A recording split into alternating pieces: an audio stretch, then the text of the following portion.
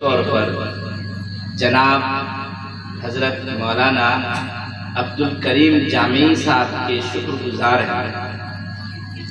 مولانا عبدالکریم جامعی صاحب کی یہ دینی اور مذہبی کوشش ہے کہ آج ہم لوگ یہاں پر اکٹھے ہم یہاں پر جتنے مرد حضرات بیٹھے ہیں اور پیچھے بہت ایک حد تک تکلیف کی حالت میں سب پنکھا جھول رہی ہیں، گرمی لگ رہی ہے۔ اللہ آپ حضرات کی قربانی کو قبول فرمائے اور اس کے بدلے میں میری پیچھے بیٹھی ہوئی تمام ماں اور بہنوں کو جنت نصیب فرمائے۔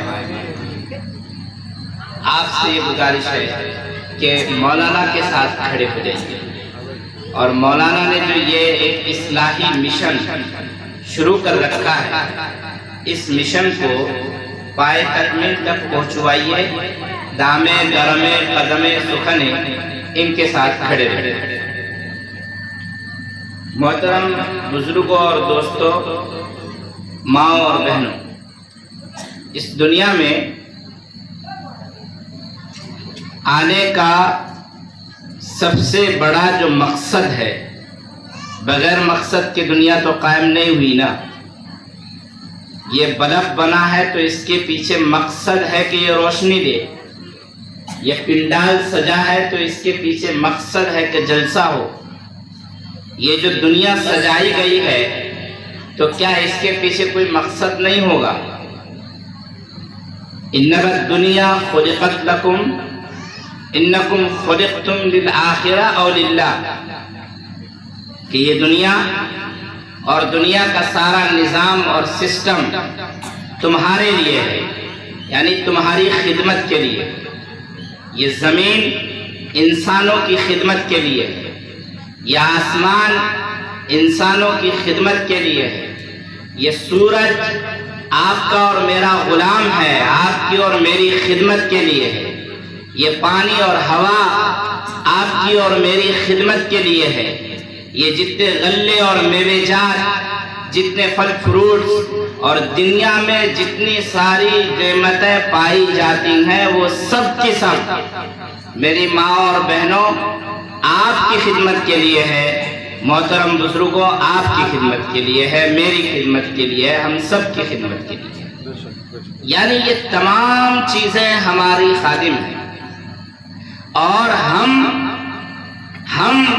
صرف اللہ کے لیے، کہ ان تمام چیزوں سے آپ فائدہ اٹھائیے اور اللہ کا گن گائیے۔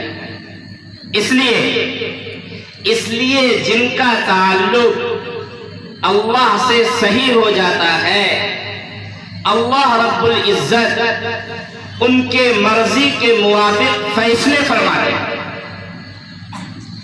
یہ صرف کوئی قول نہیں ہے بلکہ دعویٰ ہے، اور اس دعوے کے پیچھے دلیلیں ہیں، ایک دو نہیں، ہزاروں۔ حضرت موسیٰ علیہ السلام کا واقعہ پڑھیے، حضرت صالح علیہ السلام کا واقعہ پڑھیے، حضرت ابراہیم علیہ السلام کا واقعہ پڑھیے، حضرت عیسیٰ علیہ السلام کا واقعہ پڑھیے۔ حضرت موسیٰ نے چاہا کہ ہمارا سانپ اور یہ جو فرعون کے سانپ ہیں ان کے ساتھ لڑائی ہو اور ہمارا سانپ جیت جائے اور ان کے سارے سانپ ہار جائیں۔ میں بہت سرل انداز میں اور آسان الفاظ میں بتا رہا ہوں کہ حضرت موسیٰ کے سانپ نے ان تمام سانپوں کو کھا لیا، نگل لیا۔ حضرت موسیٰ نے اپنے دل میں سوچا اور اللہ سے دعا کی اور ہو گیا۔ ٹھیک اسی طریقے سے حضرت ابراہیم نے سوچا کہ یہ آگ میرے لیے گلے گلزار بن جائے، بن گئے۔ ٹھیک اسی طریقے سے ہمارے نبی پاک صلی اللہ علیہ وسلم نے آسمان کی طرف، چاند کی طرف انہیں اٹھا کر اشارہ فرمایا، اور آپ نے یہ سوچا کہ یہ چاند کے دو ٹکڑے ہو جائے، ہو گئے۔ حضرت صالح علیہ السلام نے پہاڑ کو کہا اور اللہ سے دعا کی کہ یہاں سے اونٹنی نکل جائے، اونٹنی نکلی پہاڑ کے پیٹ سے۔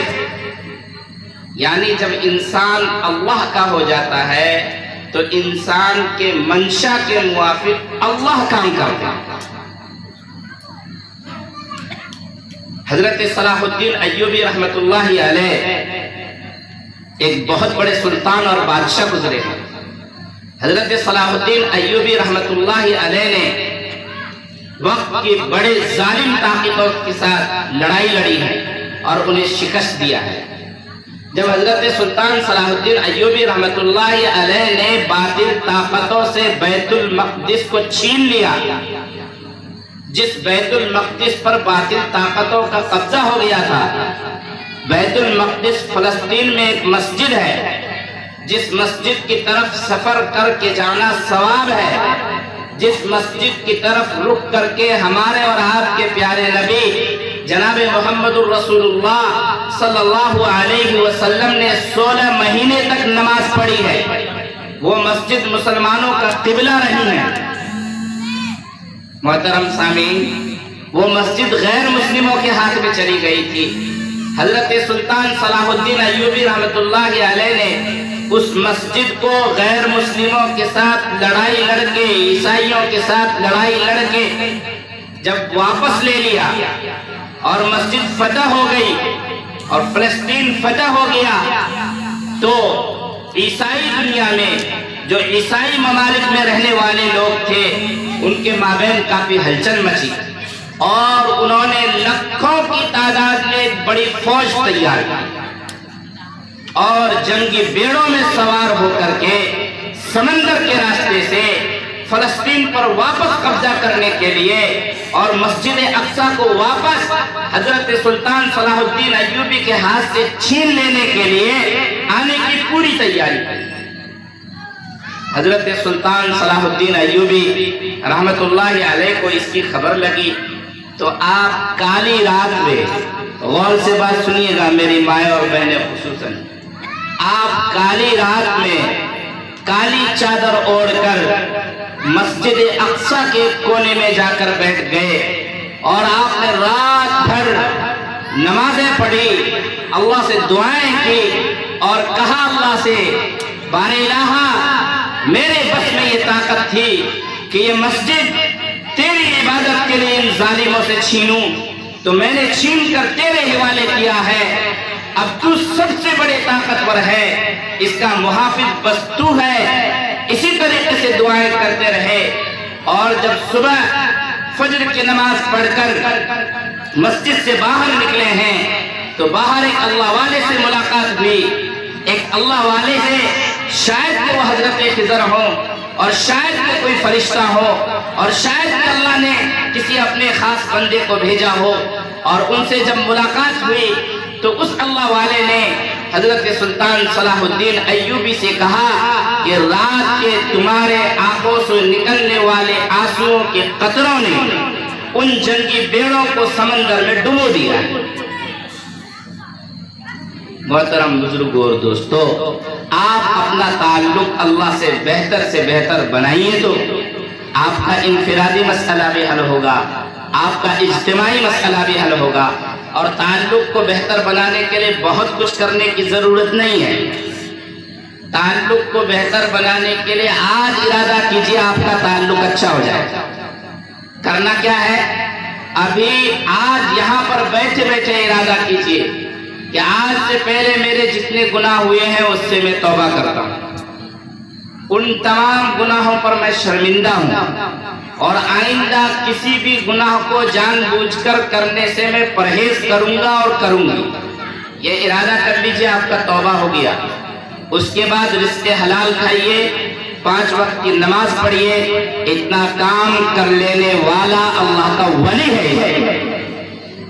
اور پھر آپ اللہ سے دعا کیجئے، آپ کی دعا رد نہیں ہوگی، قبول کی جائے گی اور آپ کے منشا کے مطابق آپ کے مسائل حل ہوتے جائیں گے۔ اللہ رب العزت ہمیں ان تمام باتوں پر عمل کرنے کی توفیق نصیب فرمائے۔ اللہم آمین، وآخر دعوانا الحمدللہ رب العالمین۔